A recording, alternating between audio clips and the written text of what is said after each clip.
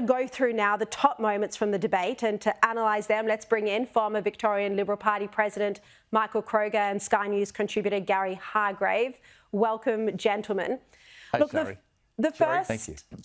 The first tough question to Kamala Harris came 40 minutes into the debate, and she was asked why her policy positions on many issues had changed so dramatically. But instead of answering the question, she used it as an opportunity to talk about her values based on her mother and her family background. And she then, quite amazingly, shifted the answer into an attack on Trump for having $400 million. This was quite something to watch, really, for any politician. Have a look. Vice President Harris, in your last run for president, you said you wanted to ban fracking. Now you don't. You wanted mandatory government buyback programs for assault weapons. Now your campaign says you don't. You supported decriminalizing border crossings. Now you're taking a harder line. I know you say that your values have not changed. So then why have so many of your policy positions changed? The values I bring to the importance of home ownership, knowing not everybody got handed $400 million on a silver platter and then filed bankruptcy 6 times, is a value that I bring to my work. Now, Kamala would have known this question was coming. It was an obvious question, and we know that she was tucked away for days preparing with her team, and her team crafted a way for her to turn a question that was meant to scrutinise her own policies into an attack on Trump without ever having to answer the questions about why her policy positions had changed so drastically. Michael, this was actually a masterful approach, and we saw the moderators just let her get away with it. Absolutely, and you can summarise the debate this way. Trump was Trump.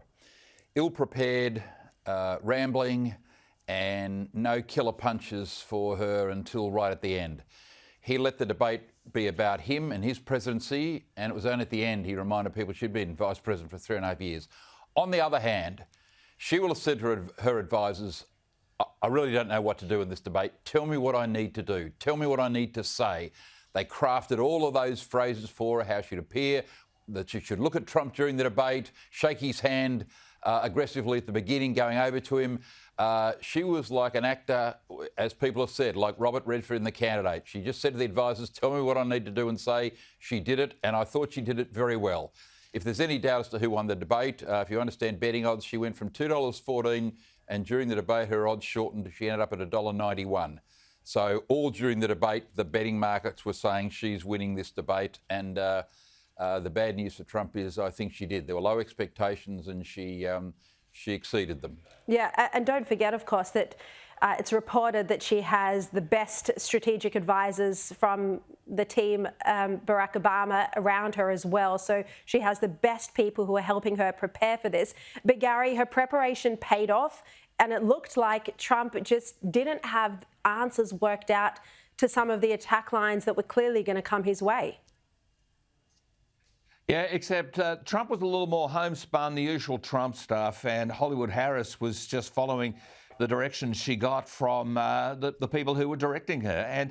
And she did. She learned her lines. She came up with a few attack points. She kept coming back to it. I watched how she wanted to get to certain crutch phrases, which then triggered a thought in her mind. I think she was too scripted. I don't think she was genuine. I think she was making stuff up. And I think there was something like 17 lies in the first few minutes of that, according to some commentators. So, look, Hillary Clinton won the debate as well. So did Joe Biden you stop and look at it, you just know there's a long way to go. I don't think it's moved the needle one way or the other. Trump supporters will be angry with the moderators, and rightly so.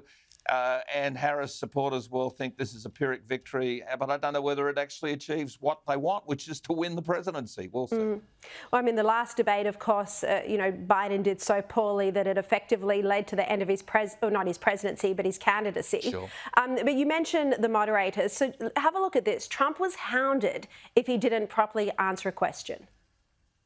You bring up Springfield, Ohio, and ABC News did reach out to the city manager there. He told us there have been no credible reports of President Trump. As you know, the FBI says overall violent crime is actually coming down in this country. But you have said, quote, you lost by a whisker, that you, quote, didn't quite make it, that you came up a little bit short. You did bring up something. You said she went to negotiate with Vladimir Putin. Vice President Harris, have you ever met Vladimir Putin? Michael, Donald Trump himself came out afterwards. He went on Sean Hannity's show afterwards and he said it was 3-1. Would you agree with that? Oh, no doubt about that. You were watching it, you're thinking this can't be right. But this is the American, left-wing press doing their best to help Harris win. But Trump didn't help himself. I mean, I think she will be a hopeless president. I think she's completely incapable of running the free world.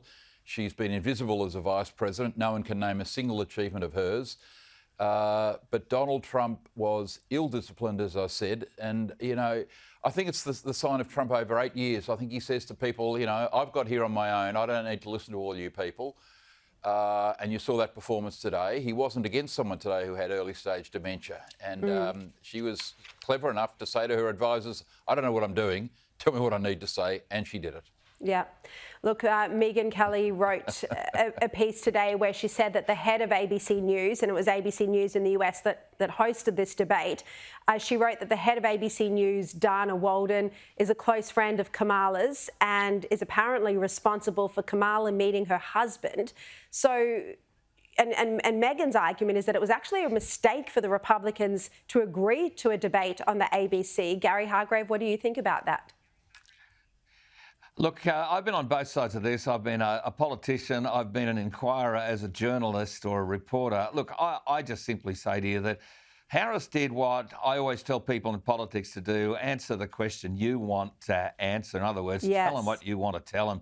But the thing that these guys didn't do, the ABC guys didn't do, and it's pretty evident they're supported by management, which, as you say, is close to Harris, is they just didn't pursue her. They just gave her the easy run, the easy way, and they just basically picked on Trump. Now, I've got to tell you, it's angered a lot of people at the Trump base, and I think it's going to galvanise a lot of people to get out the vote. So, look, we will see. There's another, 6 or 8 weeks to go.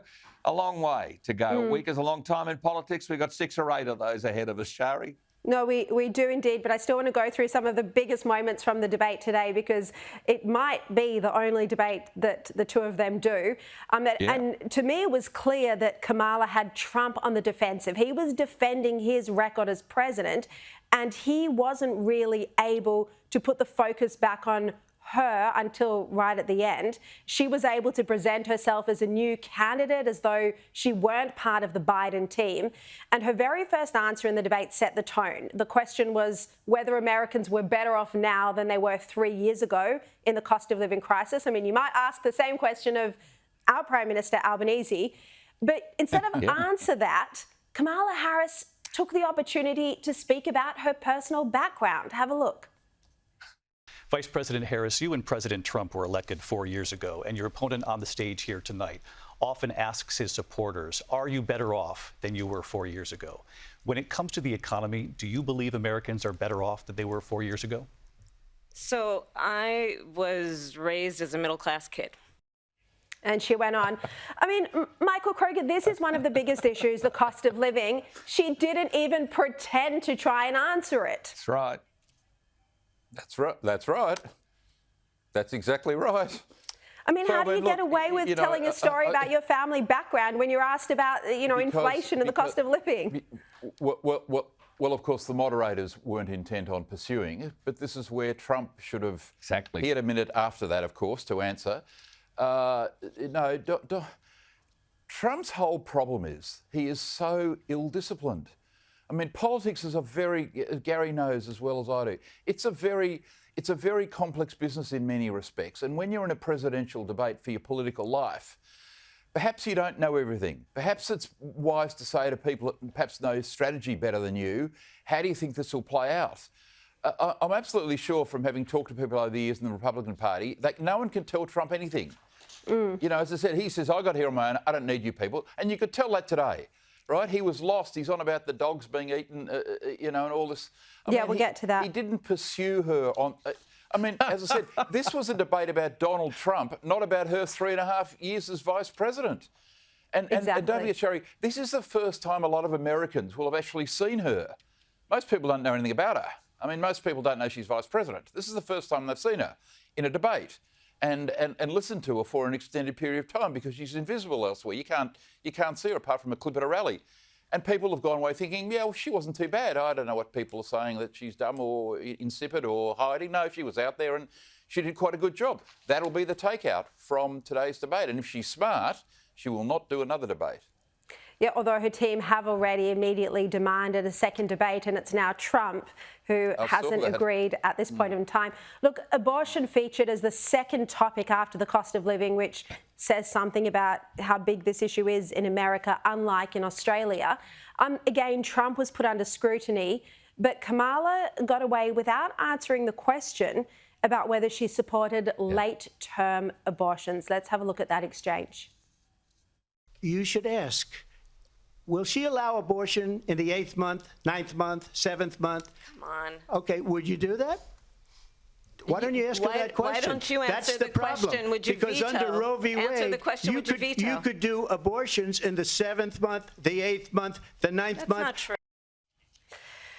Look, Gary, again, the moderators, they did fact-check Trump and they said there were no abortions, which would be murder, after babies had been born. But then they didn't follow up to ask Kamala the question about whether she did support late-term abortions. You know, they just swept over this. And Sharri, the fact-checkers found that there were 5 or 6 examples of that infanticide, basically, after a baby's been born.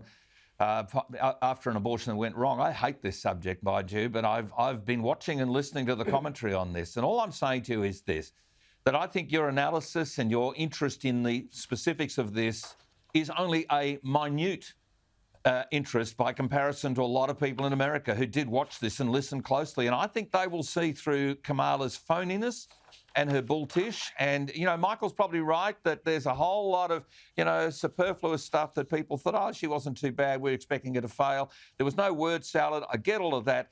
But when push comes to shove, she didn't answer questions that were important to Americans around kitchen tables, like the cost of living, like the fact that some things, grocery items, have gone up 50 and 80% in America, just like they have here over the last couple of years, like the fact that American jobs are being lost offshore because of things being brought in from other countries, just like here. The price of fuel gone through the roof, just like here. I mean, on all these different things that are real to people, there were no real answers from Harris, and I think she'll get marked down about this once people start to really look at it and say, you know what, she actually didn't tell me anything. She looked Hollywood, but, you know, heavens, we've got, you know, Taylor Swift and Barbara Streisand and Mark Hamill and all these people who are just pumping for her.